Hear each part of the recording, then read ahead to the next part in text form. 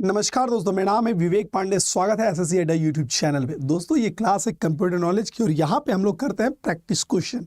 जैसा कि मालूम है सीजीएल टीयर 2 हमारे सामने पड़ा हुआ है। इसके अलावा भी आगे बहुत सारे एग्जामिनेशन है जो हमें नज़र में रखना है। जैसे कि हम सीएचएसएल की बात करें, केवीएस नॉन टेक की बात करें, ऐसे वो तमाम एग्जामिनेशन है जो हमारे नज़र के सामने दिख रही है। तो उसी को ध्यान में रखते हुए ये सेशन रोजाना मैं लेके आता हूँ। मैं आपको आपकी जानकारी के लिए बता दूँ, मैं 2 सेशंस लेके आता हूँ यहाँ पे। एक सुबह 11 बजे जहाँ पे चैप्टर्स पढ़ते हैं और शाम 4:30 बजे जहाँ पे हम MCQs डिस्कस करते हैं। तो अगर कंप्यूटर सेक्शन में अच्छा स्कोर करना चाहते हैं और साथ ही साथ कुछ जानकारी भी एकत्रित करना चाहते हैं तो इस सेशन को ज़रूर ज्वाइन कीजिएगा। सुबह 11 बजे टॉपिक के लिए और शाम 4:30 बजे MCQs के लिए। तो चलिए सेशन की शुरुआत करेंगे। जितने भी बच्चे यहाँ पे जुड़े हैं अगले आधा घंटा पौन घंटा जब तक रहेंगे हम लोग यहाँ पे, हमसे जुड़े रहिएगा। बहुत अच्छे से सवालों का यहाँ पे आज हम जिक्र करने वाले हैं। ठीक है,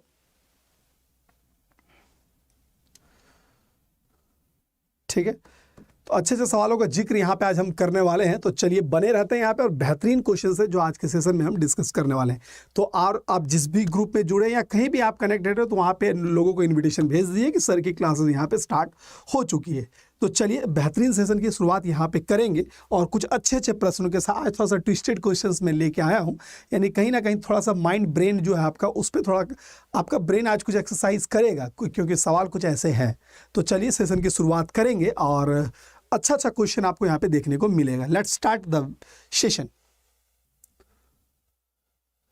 ये रहा आपके सामने पहला सवाल जो पूछा गया है किससे। मैं आंसर पहले आपसे ही लूंगा क्योंकि इसका मैंने नाम ही दिया है प्रैक्टिस सेशन। ठीक है, सुबह टॉपिक पढ़ा रहा हूँ और यहाँ पे मैं प्रैक्टिस करवा रहा हूँ। तो इस जितने भी प्रश्न यहाँ पे होंगे मैं सबसे पहले आपसे आंसर पिक करूंगा और उसके बाद मैं आंसर के जवाब दूँ। अब very good evening Tania, very good evening बच्चों यहाँ पे। चलिए, तो इस क्वेश्चन का आंसर क्या है आपके स्क्रीन पे दिख रहा है। A process is a, process क्या होता है? A single thread of execution होता है, या फिर अ प्रोग्राम इन द एग्जीक्यूशन होता है, या फिर प्रोग्राम इन द मेमोरी होता है, या फिर नन ऑफ द अबव होगा। एक प्रक्रिया क्या है, प्रोसेस का सही परिभाषा क्या है, इस सवाल को पूछा गया। ठीक है, प्रोसेस। ठीक है,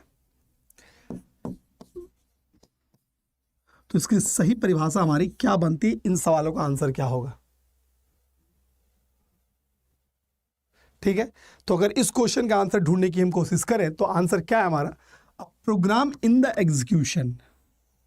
यानी कि कोई भी चीज अगर एग्जीक्यूट कर रहा है, एग्जीक्यूट कहने का मतलब यह है कि अगर कोई भी चीज रिजल्ट दे रहा है, एग्जीक्यूट कहने का मतलब क्या है? रिजल्ट दे रहा है। कोई भी चीज़ अगर रिजल्ट दे रहा है तो रिजल्ट कब देगा? जब वो प्रोसेस करेगा। यानी प्रोसेस करने के बाद ही है कोई जो प्रोग्राम रिजल्ट देता है। यानी यहाँ पे एग्जीक्यूट कहने का मतलब है रिजल्ट। तो जो भी प्रोग्राम जब मुझे रिजल्ट दे रहा है दैट मीन्स वो प्रोसेस कर रहा है। हम कुछ कंप्यूटर को बोले कि भाई हमको ये 2 + 2 जोड़ के दिखाओ, ठीक है, ये 2 + 2 लिया, फिर प्रोग्राम में गया, फाइनल हमें रिजल्ट 4 दिया। तो ये वाला जो काम हुआ, ये वाला जो प्रोसेस चल रहा है, इसे ही हम लोग कहेंगे प्रोसेस करना। ठीक है, तो प्रोसेस क्या है? तो सिंपल याद रखिए, program in the execution. Execute जब होता है, जब मुझे रिजल्ट मिलता है प्रोग्राम का, तो वो जो प्रक्रिया है उसी प्रक्रिया को हम लोग प्रोसेस कहते हैं। सिंपल समझ में आ गया, कोई बहुत दिक्कत है नहीं। ठीक है, कभी कभी एक सवाल यहाँ पे थ्रेड से एक शब्द आया, सर थ्रेड क्या होता है? फिर तो थ्रेड क्या होता है? अ लाइट वेट प्रोसेस होता है। यानी अ लाइट वेट प्रोसेस होता है। अ लाइट वेट प्रोसेस को हम लोग क्या कहते हैं बच्चों? तो हम लोग थ्रेड कहते हैं। अ लाइट वेट प्रोसेस को हम लोग थ्रेड कहते हैं। अब सवाल आएगा सर ये लाइट वेट क्या होता है? तो कहने का मतलब है अगर कोई प्रोसेस P1 है तो ये P1 है तो ये बहुत सारे T1, T2, T3 बहुत सारे ऐसे थ्रेड को जोड़ के एक प्रोसेस हमारा बना है। तो दैट इज यही हमारा प्रोसेस हो गया। समझ में आ गया? यानी थ्रेड क्या है? लाइट वेट प्रोसेस को हम लोग थ्रेड कहते हैं। बाकी चीजें आपके सामने है। चलिए आगे की बात करते हैं। A word processing feature that catches most random typographically errors and misspelling is known as a। ठीक है, अगर वर्ड प्रोसेसिंग हम लोग करते हैं, यानी अरे भाई कमेंट तो करते रहो सारे बच्चे यहाँ पे। या तो चीज़ें मेरे पास लेट से आ रही है या तो आप ही लेट से कमेंट कर रहे हो। आंसर जरूर कीजिएगा। इट्स एक्टिव मोड में यहाँ पे, क्योंकि ये प्रैक्टिस सेशन है। आपके आने वाले एग्जामिनेशन में ऐसे ऐसे सवाल हैं जो बनने वाले हैं, तो आप अपनी एनर्जी में कमी ना रखें। आप सवालों का आंसर है यहाँ ज़रूर देते रहें। ठीक है, आते हैं इन सवाल पे। क्वेश्चन क्या पूछा गया है कि वर्ड प्रोसेसिंग फीचर, यानी कोई भी वर्ड पे अगर हम लोग काम कर रहे हैं तो सबसे यादृच्छिक टंकन संबंधित त्रुटियां और गलत वर्तनी को पकड़ा जाता है, उसे क्या कहते हैं? अगर मान लो कि यहाँ पे कुछ गलत स्पेलिंग वगैरह लिख दिए तो उसे हम लोग क्या कहेंगे?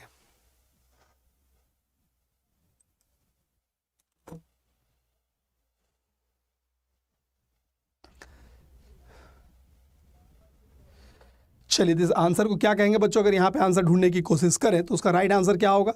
तो यहाँ पे राइट आंसर होगा उस हम लोग स्पेल चेकर के माध्यम से हम लोग अगर कोई किसी तरह का एरर है, किसी तरह की गलती है, तो वो ढूंढेंगे, वो हमें जो प्राप्त होगा वो कैसे होगा? तो बाय द यूजिंग स्पेल, यानी कि कोई भी अगर गलतियां आ रही है, किसी स्पेलिंग एरर वगैरह दिख रहा है हमें, तो उसे हम लोग स्पेल चेकर के माध्यम से, जो आप देखे होंगे थेसारस के अंदर आपको चीज़ें मिलती है, थेसारस MS वर्ड में, समझिएगा चीज़ें, पहले क्वेश्चन पढ़ते हैं फिर इसके बारे में डिटेल हम बात करेंगे। द वर्ड प्रोसेसिंग फीचर, इनमें से कौन सा वर्ड प्रोसेसिंग फीचर है दैट कैचेज मोस्ट रैंडम, यानी कि बहुत random typo grammatical error and misspelling is non age, यानी कि जब वर्ड पे हम काम करते हैं, जब MS वर्ड पे हम काम कर रहे हैं तो हमें बहुत सारी स्पेलिंग एरर मिलता है, बहुत सारा स्पेलिंग एरर देखने को मिलता है, बहुत सारा ग्रामिकल एरर होता है। तो ये सब जो है इस पूरे सिस्टम को क्या कहा जाएगा, एक पूरे प्रोसेस को, इस पूरे एरर मैकेनिज्म को क्या कहा जाएगा? तो बच्चों याद रखिएगा, इस पूरे एरर मैकेनिज्म को हम लोग कहते हैं क्या? तो स्पेल चेकर कहते हैं। स्पेल चेकर के माध्यम से इन सारी चीज़ों को हम लोग सही करते हैं और यहाँ पे यूटिलाइज करते हैं। पहला तो ये हो गया। दूसरी चीज़ और याद रखिएगा कि जब भी MS वर्ड वगैरह में काम करते हैं हम लोग, तो वहाँ पे किसी वर्ड का सैनोनिम्स यानी कि प्रावाचिक शब्द हमें प्रोवाइड करता है। वो कहाँ होता है? तो थेसारस एक ऑप्शंस होता है, उसमें रिव्यू के अंदर, रिव्यू टैब के अंदर थेसारस एक ऑप्शंस होता है जहाँ पे आपको उसका प्रावाचिक शब्द भी किसी शब्दों का देखने को मिलता है। साथ ही साथ कुछ और यहाँ पे एरर क्रिएट होगा अगर एग्जाम में कभी ऐसा पूछता है कि अगर हम स्पेलिंग एरर करते हैं, यानी कि किसी की स्पेलिंग गलत करते हैं, तो वो किस कलर में एरर देता है? तो आंसर इसका होगा वो रेड कलर में एरर देता है। अगर हम लोग ग्रामेटिकल एरर करते हैं, यानी ग्रामेटिकल अगर गलतियां लिखते हैं, तो वो किस कलर में डिनोट करता है? तो बच्चों वो मेरा ग्रीन कलर में यानी हरे कलर में डिनोट करता है। एक कभी एग्जाम में ये भी पूछा गया था कि अगर कोई क्रमवत शब्द है, जैसे कि बुक एक साथ लिखे बिना स्पेस का, तो वो किस टाइप का एरर आएगा? तो अगर ऐसा एक ही शब्द को बार बार लिखते हैं बिना स्पेस दिए, तो उसे भी एक तरह से स्पेलिंग एरर ही समझा जाता है। तो इन तरह की चीज़ें हैं जो MS वर्ड से बनेंगे। तो MS वर्ड पे आपकी थोड़ी सी अच्छी खासी पकड़ होनी चाहिए, एग्जाम में इससे क्वेश्चंस बनेंगे। तो आई होप सो चीज़ें आपको समझ में आ रही होगी। ठीक है, तो अभी के लिए इतना ही रखते हैं, फिर देखते हैं अगले प्रश्न पे क्या कहना चाह रहा है। चलिए, ये रहा आपके सामने अगला प्रश्न, और क्या कह रहा है वो देखते हैं। ठीक है, क्वेश्चन क्या बच्चों?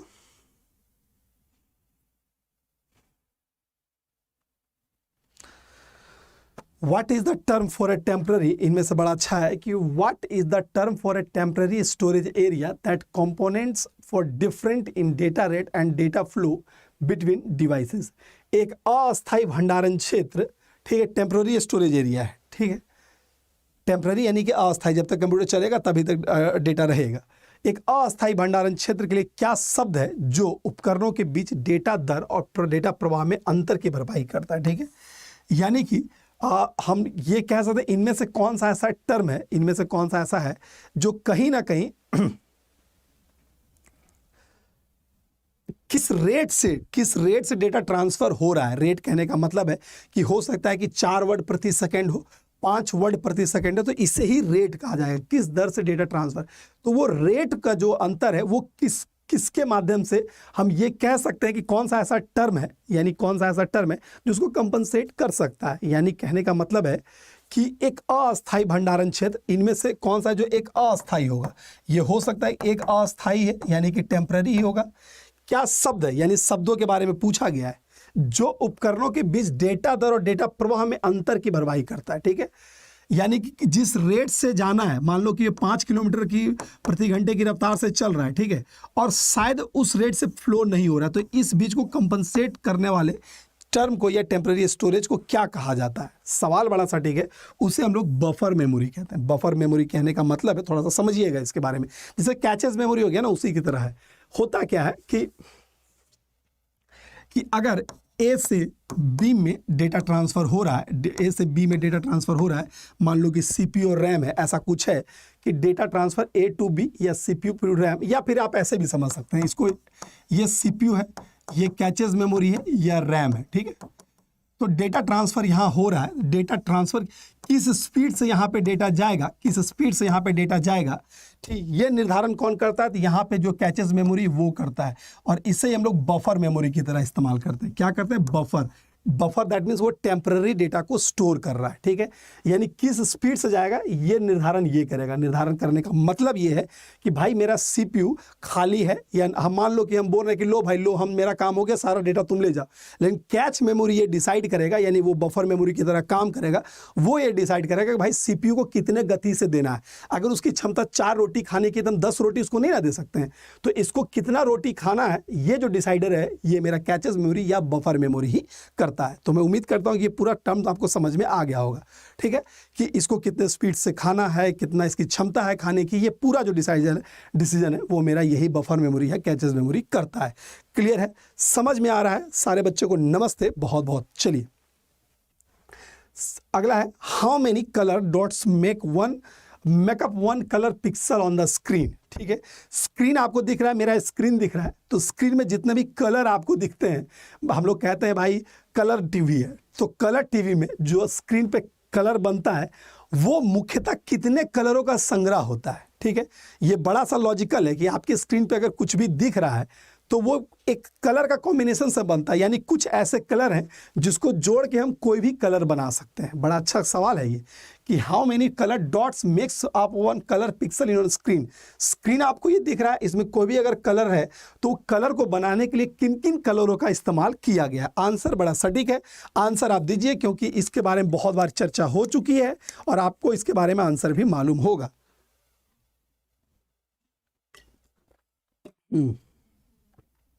चलिए, बिल्कुल आंसर विल बी 3। आंसर तो 3 है, ठीक है सर, आंसर 3 है, लेकिन वो कौन कौन है तो याद रखिएगा, वो मेरा रेड होता है, वो मेरा ग्रीन होता है, वो मेरा ब्लू होता है, आरजीबी। शॉर्ट फॉर्म में आरजीबी आप लोग कहीं पढ़े होंगे। आरजीबी, आरजीबी वो कलर है जिसका उपयोग करके हम कोई भी कलर बना सकते हैं। तो ये इसकी खासियत, आरजीबी ही कलर कोड है जिसका आप लोग फिजिक्स में इस चीज़ को पढ़े होंगे, जिसका उपयोग करके स्क्रीन पे कोई भी कलर को बनाया जा सकता है। मैं उम्मीद करता हूँ नाम भी याद हो गया और चीज़ें भी मालूम हो गई होगी। ठीक है, एक और मैं बताता हूँ कि हम लोग जो स्क्रीन देखते हैं ना, बेसिकली 2 तरह का इमेज बनता है बच्चों, 2 तरह का इमेज बनता है। एक हम लोग कहते हैं वेक्टर इमेज, एक हम लोग कहते हैं वेक्टर इमेज, एक कहते हैं रास्टर इमेज। बच्चों समझिएगा, एक हम लोग कहते हैं वेक्टर इमेज, एक कहते हैं रास्टर इमेज। ठीक है, तो वेक्टर इमेज क्या है, जैसे ऐसा ऐसा अगर आपको इमेज दिख रहा है, नज़दीक जाके देखना, ऐसे ग्रिड फॉर्म में देख रहा है तो वो हमारा हो गया वेक्टर इमेज। लेकिन ऐसे dot dot dot dot dot dot दिख रहा है तो ये हमारा हो गया रास्टर इमेज। तो बेसिकली पिक्सल से जो इमेज बनता है उसे हम लोग रास्टर इमेज ही कहते हैं। ठीक है, अब है कि सर ये वेक्टर इमेज कहाँ होता है, आज तक तो देखे नहीं है, तो देखे हैं। बड़ा बड़ा बैनर, या छोड़ो ना, किसी अगर किसी पार्क वार्क में जाते हो तो बड़ा सा LCD लगा होता है जहाँ पे लिखा कुछ भी प्रचार वगैरह चलता है, तो उसको नज़दीक से जाके देखना। या फिर अपना थिएटर वगैरह जाते हैं, या बड़ा बड़ा बैनर जो किसी मंत्री वगैरह का लगा होता है या कोई भी होर्डिंग वगैरह लगा होता है, उसको जाके नज़दीक से देखिएगा तो इमेज आपको ऐसे ऐसे दिखेगा। पहले के ज़माने में जो फिल्म का अभी भी फिल्म का पोस्टर है, लेकिन पोस्टर हम लोग अब देखते नहीं, उतना पोस्टर अब हर शहर में लगाया नहीं जाता, तो जो फिल्म का पोस्टर बनता था वो भी कहीं ना कहीं ग्रिड फॉर्म में। तो अभी जो देखने लायक आपको है वो जाइएगा अपने घर से बाहर, कहीं भी बैनर वगैरह जो देखिएगा, बैनर जो लगा होता है उसमें जो प्लॉटर से प्रिंट हो रहा है वो हमारा वेक्टर इमेज ही है। ठीक है, तो 2 तरह का इमेज है, एक वेक्टर इमेज, एक रास्टर इमेज। तो रास्टर जो डॉट डॉट डॉट से बना है, यानी पिक्सल से बना है। एक कोई भी कलर पिक्सल कितने कलरों का इस्तेमाल करता है, 3 कलर का, रेड ग्रीन ब्लू। ठीक है, चलिए अगले क्वेश्चन पे आते हैं, जवाब दीजिए।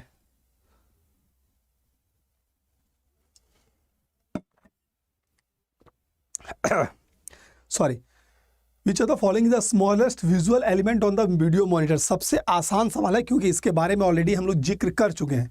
तो सबसे छोटा, सबसे स्मॉल विजुअल स्क्रीन पे कौन सा दिखता है ये मुझे बताइएगा। Which of the following is the smallest visual element on A video monitor, वो सबसे छोटा एलिमेंट कौन सा है। तो राइट आंसर हमारा क्या होगा दोस्तों, राइट आंसर हमारा होगा, जल्दी से बता दीजिए सारे बच्चे, क्योंकि मैंने इसके बारे में अभी जिक्र कर दिया है भाई। अभी मैंने स्क्रीन बिल्कुल, मैं अपना सर पटकूं या आपका पटकूं मुझे कुछ समझ में नहीं आ रहा है, सबका आंसर गलत है। अरे भाई वो पिक्सल होगा, पिक्सल होगा, विजुअल मॉनिटर बोला है, वीडियो मॉनिटर। क्या करूं मुझे समझ नहीं आ रहा, क्या करूं ना मुझे समझ नहीं आ रहा, मैं अपना सर दीवार पे दूं या आपका सर दीवार पे दे दूं। बार अभी इसके बारे में जिक्र किया, किसी भी इमेज का सबसे छोटा पार्ट क्या होता है, वो पिक्सल होता है। पिक्सल किसी भी इमेज, किसी स्क्रीन का सबसे छोटा पार्ट है। बहुत सारे पिक्सल को जोड़ जोड़ के एक इमेज बनता है, जिसको हम लोग रास्टर इमेज कह रहे थे। ठीक है, बिल्कुल निबल नहीं होगा, सिर्फ पिक्सल ही होगा। सबके बारे में समझ लिए, बता ही देता हूँ। इतना बड़ा गलती कैसे कर सकते हैं, मतलब आपकी तैयारी अच्छी नहीं चल रही है और वेरी डिसअपॉइंटिंग। आपसे हम लोग ऐसा इतना मेहनत अगर किया जा रहा है, आपके लिए क्वेश्चन अच्छा अच्छा ढूंढ के लाते हैं, बनाते हैं खुद से क्वेश्चन कि नहीं ऐसा क्वेश्चन हो सकता है, तो कहीं ना कहीं आपको थोड़ा तो समर्पण दिखाना पड़ेगा। ऐसे नहीं सिलेक्शन होगा बेटा। सिलेक्शन लेने के लिए भी कुछ ना कुछ करना पड़ता है, बिना किए तो भाई एक गिलास पानी ना मिले। ठीक है, आजकल तो हवा नहीं भी मिलता है बिना कुछ किए। ठीक है, विच ऑफ फॉलोइंग स्मॉल, तो वो हमारा पिक्सल है। अब ऐसा निबल क्या होता है, निबल हमारा 4 बिट बराबर एक निबल होता है। 4 बिट बराबर एक निबल होता है। बाइट क्या होता है, तो 8 बिट बराबर एक बाइट होता है। और बीट क्या होता है, 0 या 1 को हम लोग बीट कहते हैं। 0 या 1 अगर है तो उसे हम लोग बीट कहेंगे। 0 या 1 है तो इसे हम लोग बीट कहेंगे। ठीक है, 0 या 1 को बीट कहते हैं। और उसी तरह 4 बीट को अगर जोड़ दें, ऐसा ऐसा ये लिख दें, ये 4 बीट हो गया तो 1 2 3 4, तो ये मेरा एक निबल हो गया। ठीक है, एक मेरा निबल हो गया, एक निबल हो गया। उसी तरह अगर 4 8 बार हम ऐसे ऐसे लिख दें कुछ, 1 2 3 4 5 6 7 8, तो ये क्या हो गया, एक बाइट हो गया। ठीक है, लेकिन इमेज में जो स्क्रीन आता है वो पिक्सल के फॉर्म में आता है भाई, ऐसे ऐसे ऐसे ऐसे ऐसे डॉट डॉट में जाके देखना अपने इमेज को ऐसे करके। ठीक है, ऐसा जाके स्क्रीन को देखना, डॉट डॉट दिखेगा आपको, नजदीक जाके थोड़ा ऐसा करके देखना। ठीक है, चलिए मजाक बना के रख दिया। अगला देखते हैं सवाल। The central processing unit is located in, ठीक है, सीपीयू का नाम सुने हो ना, सबने सुना है सीपीयू, बड़ा नाम बोलते हैं सीपीयू, सीपीयू सीपीयू। ये कहाँ लगा होता है मेरे भाई, कोई बता दो। अरे भाई कंफ्यूजन होगा ही, बिना पढ़े अगर जवाब दोगे तो। देखो बेटा मैं आपको बता देता हूँ, आज ही एक सच्चाई मैं आपको बताता हूँ। आप बिना पढ़े एग्जाम में जाओगे, बना के आओगे 40, जितना भी है 40 नंबर 20 नंबर 60 नंबर, जितना भी नंबर करेगा सारा बना के आओगे, लेकिन उसमें आप गलत करके आओगे। ठीक है, तो अगर अच्छा मार्क्स लाना चाहते हैं तो आपको इसमें भी निरंतरता देना होगा, रेगुलर पढ़ना पड़ेगा। बिना पढ़े आपका सिलेक्शन होगा, ऐसा आज तक कोई बच्चा नहीं देखे कि जो बोले कि सर हम बिना पढ़े सिलेक्शन ले लिए, ऐसा हो ही नहीं सकता है। ठीक है, चलिए तो इस क्वेश्चन का आंसर क्या है, the central processing unit is located in the, वो किस में होता है, सिस्टम यूनिट के अंदर होता है। बिल्कुल जो सिस्टम यूनिट बोल रहा है वो सही है। अब दिमाग में आएगा सर ये सिस्टम तानने आपका बिल्कुल गलत है बेटा। बहुत सारा बच्चा कह रहा है हम ऑप्शन ही ऐसा सजाते हैं, हम क्वेश्चन ज़्यादा ऑप्शन सजाने में टाइम देते हैं। ठीक है, जब हम क्वेश्चन बनाते हैं सोचते हैं ऑप्शन क्या दें कि बच्चा फंसे, तो जाहिर सी बात है बच्चा फंसेगा, क्योंकि ऑप्शन ऐसा हम दे देंगे। ठीक है, चलिए तो अब बताइए कि सर ये सिस्टम यूनिट क्या होता है। तो बच्चे, मेरे प्यारे बच्चों, अगर आपके पास कंप्यूटर है, हाँ सर मेरे पास कंप्यूटर है, अगर कंप्यूटर है तो एक ऐसा करके आपका पास बक्सा रहा होगा और इसके बगल में ऐसा मॉनिटर और ये कीबोर्ड रहा था, ऐसा ही सबके पास है, सबके पास यही है। तो मुख्यतः ये वाला जो है ना, ये बक्सा जिसको आप लोग कहते हैं, इसी को कहा जाता है सिस्टम यूनिट। सिस्टम यूनिट हम लोग इतने मतलब नादान होते हैं कि इसी को सीपीयू कह देते हैं, इसी को सीपीयू नहीं कहते हैं। ठीक है, इसको पूरे बक्से को कहा जाता है सिस्टम यूनिट। अब इस सिस्टम यूनिट के अंदर भी एक होता है मदरबोर्ड, एक होता है मदरबोर्ड जिसको पीसीबी भी कहा जाता है, मदरबोर्ड या पीसीबी।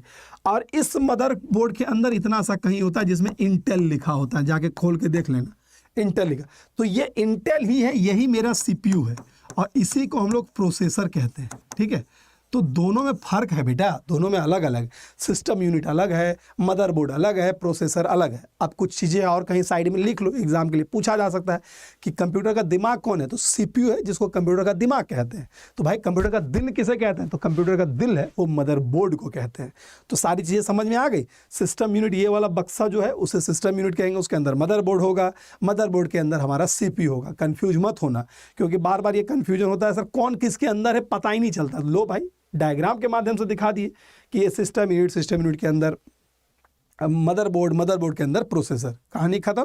ठीक है, अब है कि सर मेमोरी यूनिट क्या है, तो मेमोरी यूनिट कुछ भी हो सकता है, रैम वगैरह मेमोरी यूनिट हो सकता है। ठीक है, स्टोरेज यूनिट हार्ड डिस्क को कह सकते हैं स्टोरेज यूनिट। तो फंसाने के लिए मैंने कुछ भी बोल दिया, यहाँ पे ऑप्शन तो मैं ऐसा ही सजाऊंगा। ठीक है, चलिए अगला सवाल पे आते हैं। थोड़ा सा लगाओ तो मैथ, बड़ा मैथ पढ़ रहे हो, गणित बहुत अच्छा पढ़ते हो आप लोग।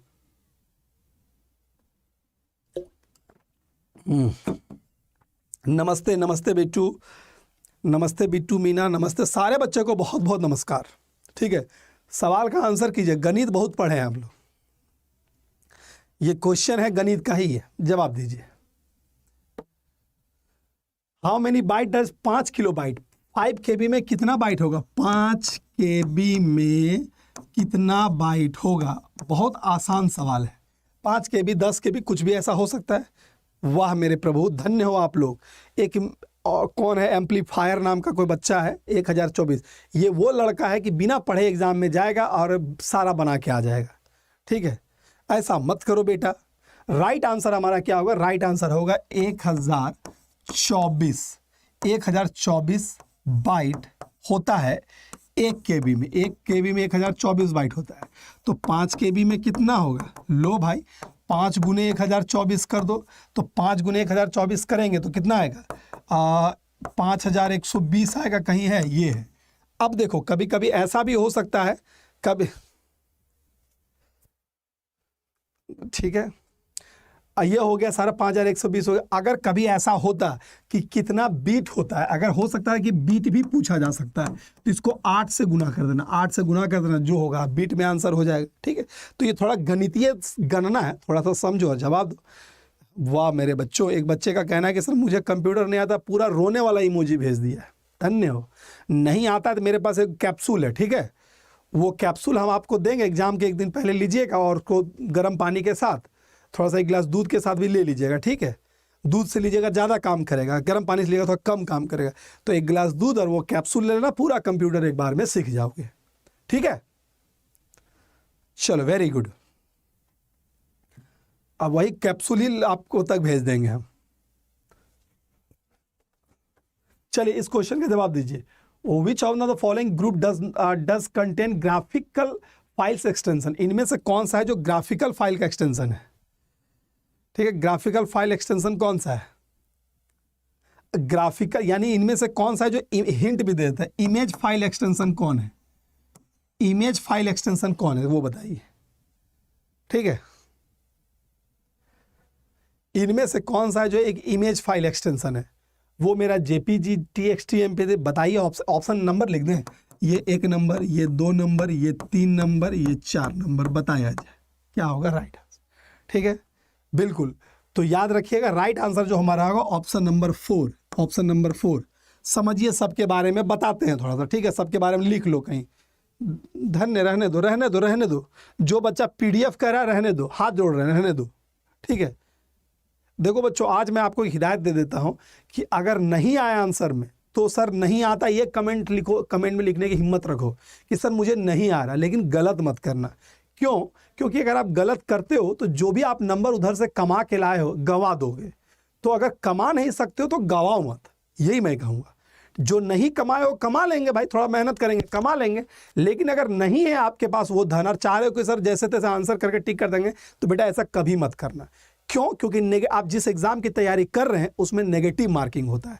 तो अभी से अगर आपको आदत बन जाती है कि नहीं मुझे नेगेटिव, अभी से अगर नेगेटिव मार्क टिक करने की आदत बन गई तो आपका क्या होगा, दिमाग में कॉन्फिडेंस बिल्ड हो जाएगा। अरे हम तो 120 अटेम्प्ट ले रहे हैं, हम 140 अटेम्प्ट ले रहे हैं। जब भी टेस्ट लगाओगे अटेम्प्ट तो बहुत लोगे, लेकिन नंबर कितना आ रहा है? तो 30 नंबर आ रहा है, 40 नंबर आ रहा है। तो ये गलती कभी मत करना। अगर सीरियस कैंडिडेट हो, अगर एग्जाम को सच में क्रैक करना चाहते हो, तो जब अपनी पहली प्रैक्टिस टेस्ट दो उसी समय से ये आदत बना लो कि हम कभी भी गलत आंसर टिक नहीं करेंगे। कुछ भी हो जाए, नहीं आएगा पेपर छोड़ देंगे, लेकिन गलत टिक नहीं करेंगे। अगर यही आदत आपकी डेवलप हो गई तो 2 महीना, 4 महीना, 5 महीना, 6 महीना लगेगा, आपका एग्जाम में जितना भी बना के आओगे कह के आओगे कि हमने इतना बनाया, इतना नंबर मेरा आ जाएगा। तो ये वाली टेंडेंसी आप लोग डेवलप करो, मैं आपको बार बार ये हिदायत देता हूँ। ठीक है, चलिए तो बच्चों थोड़ा सा समझाते हैं इसके बारे में। JPG क्या होता है? इमेज है, joint photography expert group. Joint photography देखते हो, एक्सपर्ट ग्रुप। ठीक है, एक तरह का इमेज। जब भी इमेज अप्लाई करते हो, जब भी आप अप्लाई करते हो फॉर्म, तो लिखा रहता है ना कि image should be JPG PNG, ऐसा लिखा होता है, नोटिस करना जब भी इमेज अपलोड करने के लिए बोलता है SSC या कोई भी एग्जाम में। तो ये हो गया। GIF क्या है? Graphical image format. ठीक है, आजकल बड़ा graphical image format, interchangeable format. Graphical interchangeable format, ठीक है, फॉर्मेट। और बीएमपी होता है बिट मैप होता है, बिट मैप होता है।